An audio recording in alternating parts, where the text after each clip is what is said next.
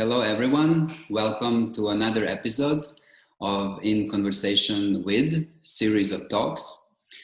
Today, this Friday, I will be in conversation with Juri Roverato, choreographer, dancer and writer who graduated in philosophy, and he lives in Padova in Italy. Hello Juri. Hello. Hello. Welcome.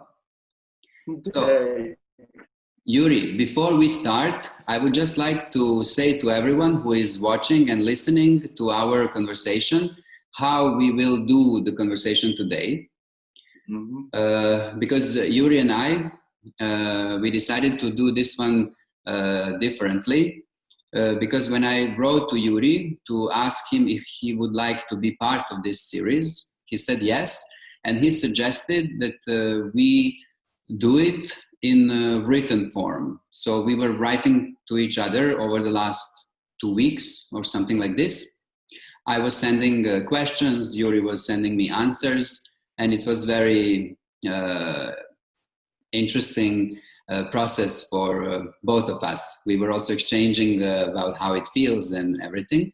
And then this is how we will also do it today for you, which means that we will actually read our correspondence that we had in the last 2 weeks.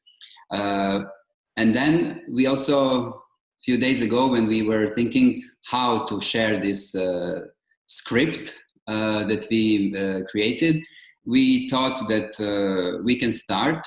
To make it more fun, we can start with me reading my questions that I was sending by email to Juri, and Juri would read his answers. And in one moment during the conversation, we will switch roles, which means that Juri will then be reading the questions, my questions that I was sending to him, and I will be reading answers that Juri gave to me by email to these questions.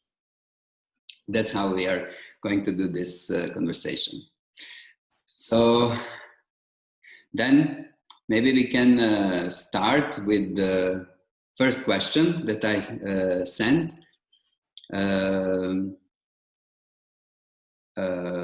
Because maybe before we start, I forgot to say, I mentioned that Juri is choreographer, dancer and writer. And for me, this was also something new that I learned about Juri, that he's also writing, because I knew him more from this contemporary dance context where we met and exchanged. And for me, this was interesting. So my first question was, what title do you have in your mind for the book? I'm not sure, but I think the title will be between prayer and outbreak. The gift. And I like it very much for now, but I don't know if it will be the definitive one. Could you tell me about which philosophical ideas you bring in the book and from which perspective you build the narrative in the book? I think all Europeans have always hoped to be the center of the world since 1000 before Christ, more or less. They were the only ones who had philosophical ideas and the true religion. They stopped to be the most advanced people in the world. Some of them propose that they were human and consider the other as inferior. Europeans began to expand from the 6th century, and Europeans thought they were the master of world. They imposed the way of living, their way of thinking. If natives disagree with the Europeans, Europeans kill them. If natives agree with the idea of them, they became slaves. All this happened in the North, South America, Africa, and Australia in many different ways, but everywhere. What a pity. We lost not only many and many men and women, but we lost the way of thinking and the ideas. All of them were in balance with nature, and I'm very affectionate about how women can be in balance with nature. When I was a child, I asked myself what I have to do to be in balance with nature. It's a constant thread of thought in my life. Perhaps now, because of coronavirus, pollution, global warming, being in balance with the neighbor is become a necessity for humanity, not only for me. What I perceive we change the point of view. I ask this question in my book, and I try to watch world reside of Native American and Australian Aborigines. When you were a child, what was your idea of being in balance with nature? Because you mentioned it. And can you remember what were your early memories about nature and where was the society in relation to it? And how does this view that you take in the book correspond maybe to these ideas and memories? I was a change person from as now more. I was 5 years old, and I remember we went to a party and people were throwing plastic plates on the road. I wasn't working. I took a bag and I put all trash into the bag, cleaning the road. Nobody ever told me to do that. When I go down to the beach, I always collect plastic and I put into the bin.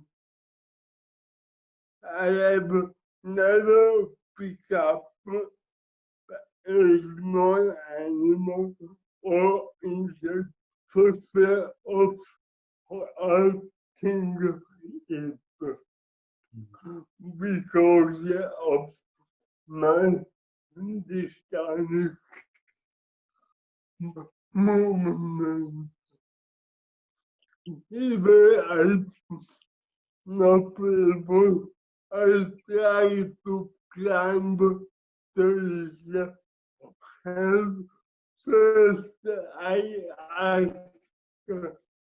trees if they want that I climb them. I love working in the wood. When I'm in the bush, the first thing I do, I pray and observe every tree. I look for animals only to greet them. And I never felt fear to fall down when I'm in the wood because I feel very proud that wood is my habitat. To protect the protagonist in my book as he died with me. There is a constant dialogue between the protagonist and the nature, as there is a constant dialogue between nature and me. Probably I have the breed, the feeling of my house where a friend. I didn't understand why. Only after a few minutes did I see that there were a, there was a cat, but I felt despair in my body. All these days, he was there for me. How does this relation with nature influence dance that you make? Some people say that my way of moving is out in itself. They say that I dance even when I'm doing nothing because of my voluntary movement, like in this moment. Mhm. I like very much the system of my mechanic body because all movement I make become a natural dance in this way. I think it's a fantastic example how an unsolved bubble problem can become a resource in itself. I can ever be in stillness. At the beginning, I hope with this problem. Then, when I realized that it would in any case, I said, okay, I'm like this, I can fight against myself. I must follow my nature. Since then, my relation with nature was born. I met my first girlfriend. She was going to dance, and I became even more attached to nature. I think it's impossible to dance going against nature. When dance teachers speak about floor wide contemporary dance, etc., I think that they always speak about them in relation with nature. If we observe how nature moves, how animals move, how plants by wind or by rain, I can be transformed into dance. If we listen to everything around, will be influenced by all of it. Here is the cube of matter.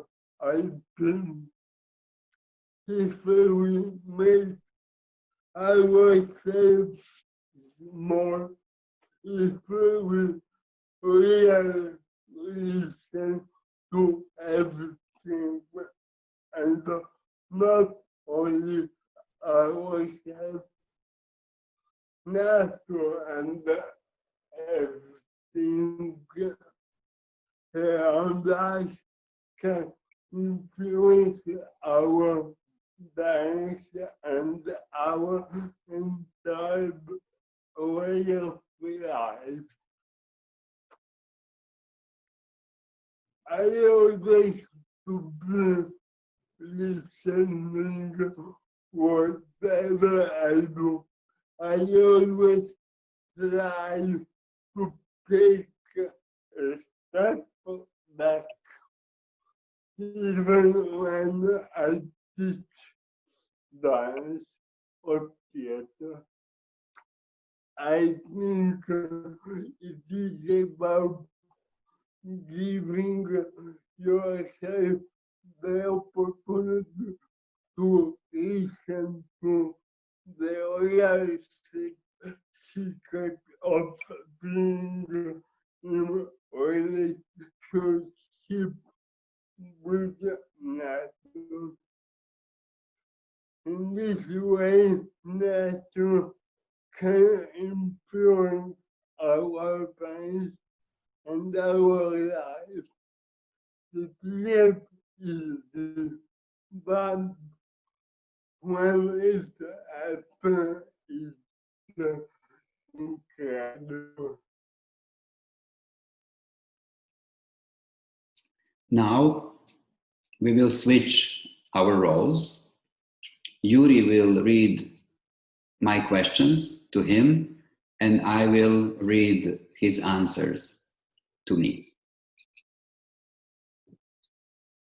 Yes, Sasha asked me, how do you see the situation in contemporary dance today, and is normative theater?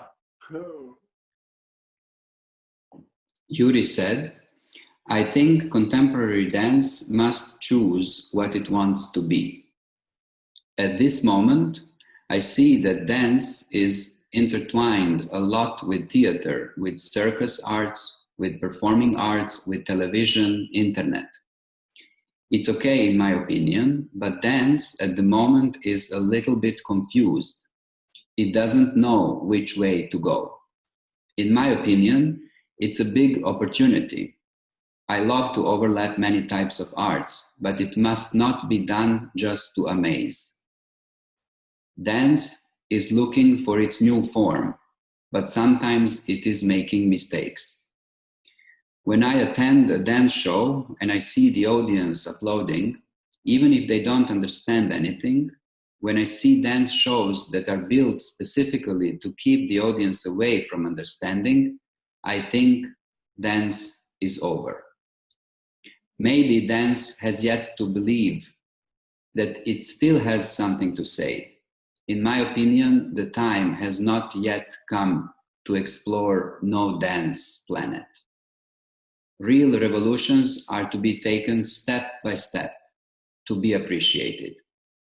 I don't know, it's only my opinion. I would love more about the decision to turn your autobiography into a fictional historical campus and in relation with the Native American and Australian Aborigine. And Juri answered, I love when books have multiple reading plans because I think that each book changes according to the reader. I graduated in philosophy, so I use the plot that I know very well. An object can't be without a subject. An object changes according to the subject with which it is related. What does it mean? What did I do with my book?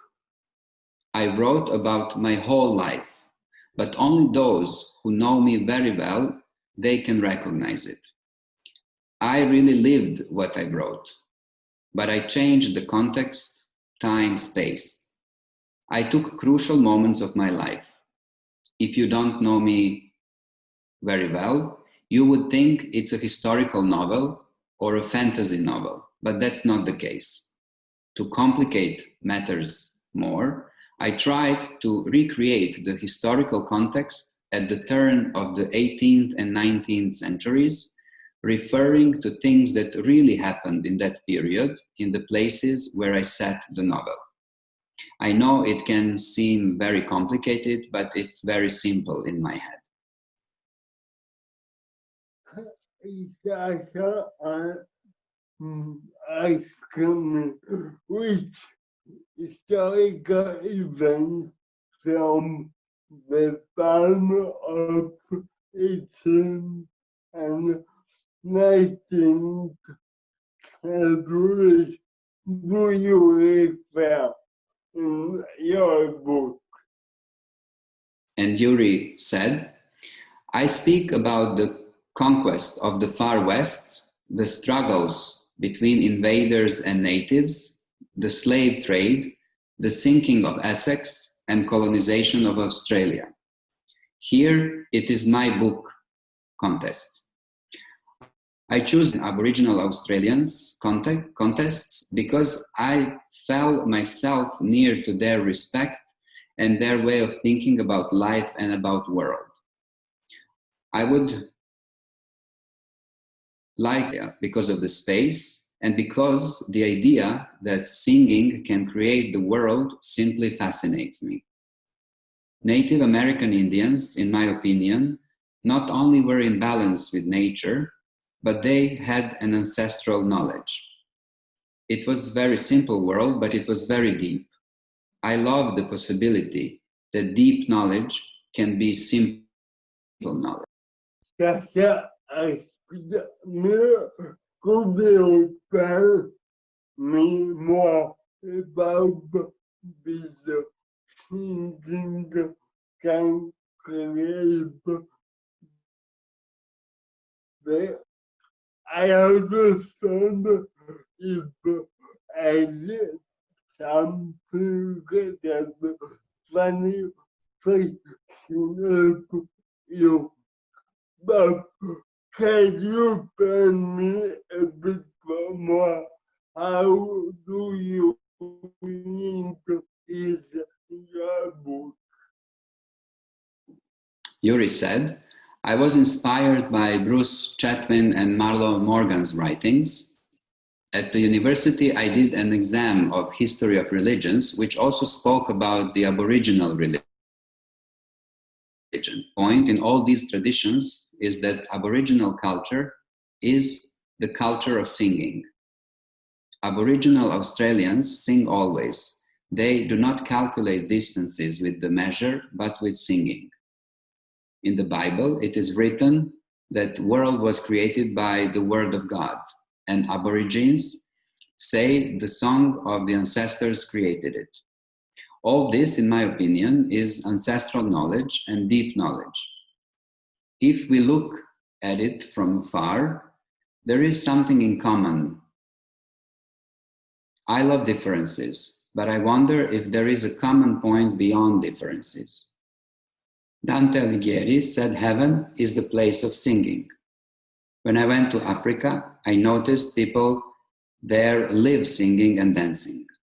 Plato said that the fates tie fate to each man by singing. I put all these suggestions in the book. I like them.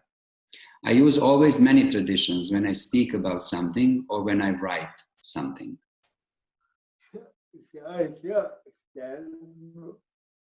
I would be curious to imagine and speculate about the closest future in a similar way to fictionalism as you did in your book.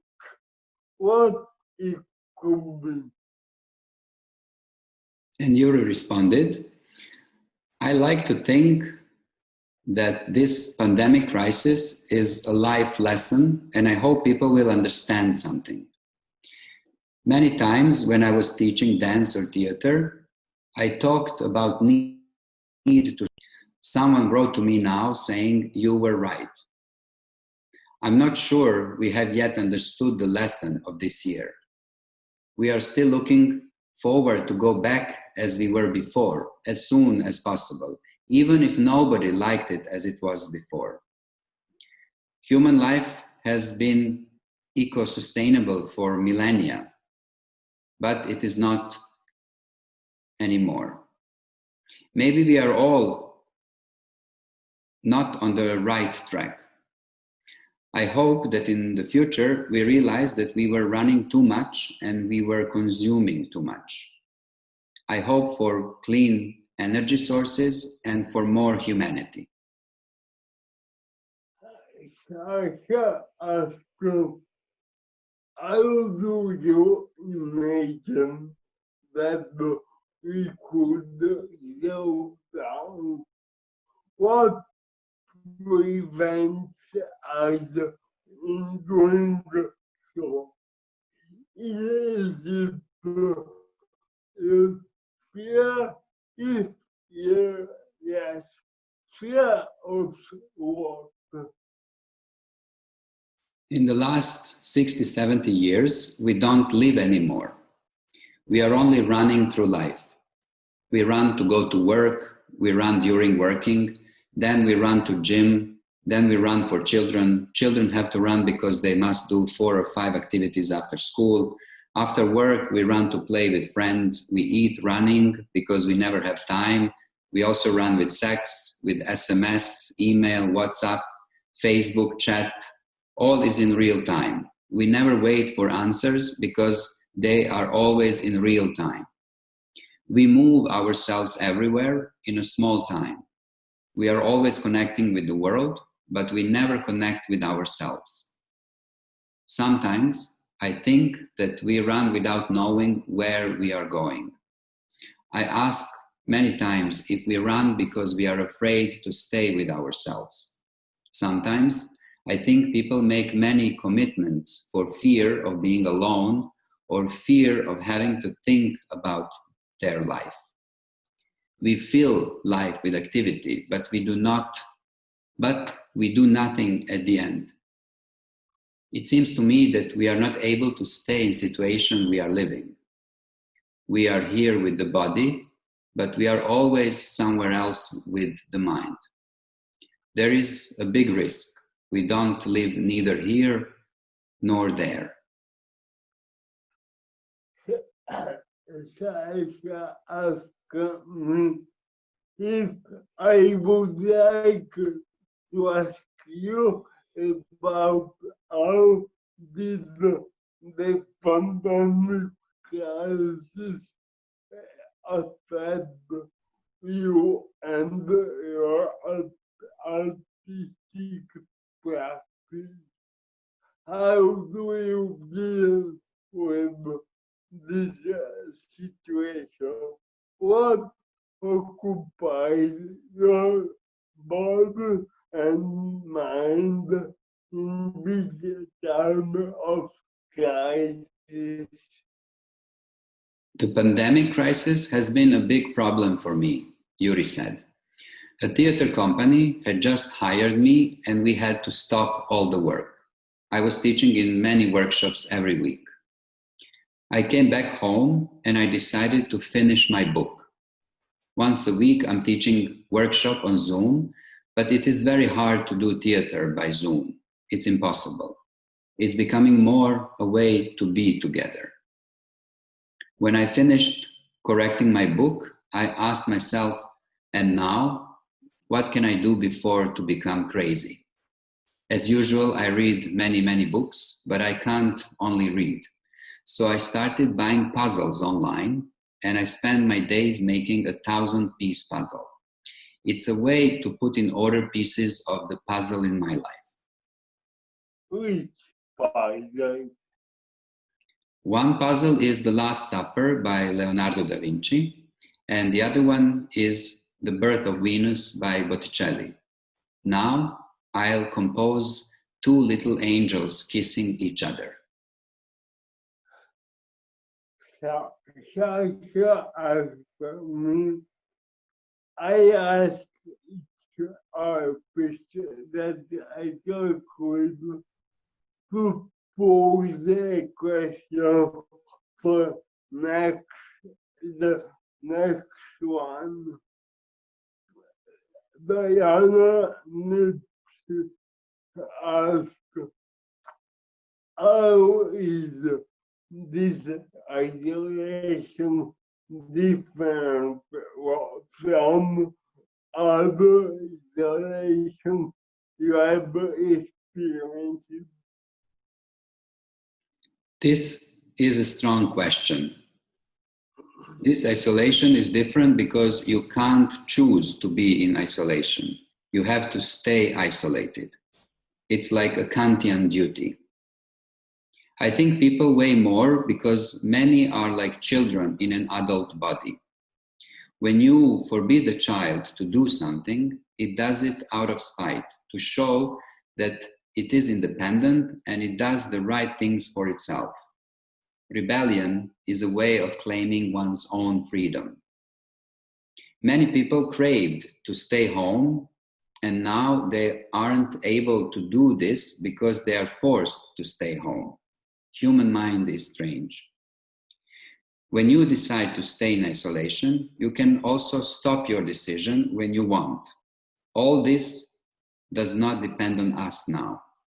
I think this is the question now. Good or bad, everyone loves to be in control.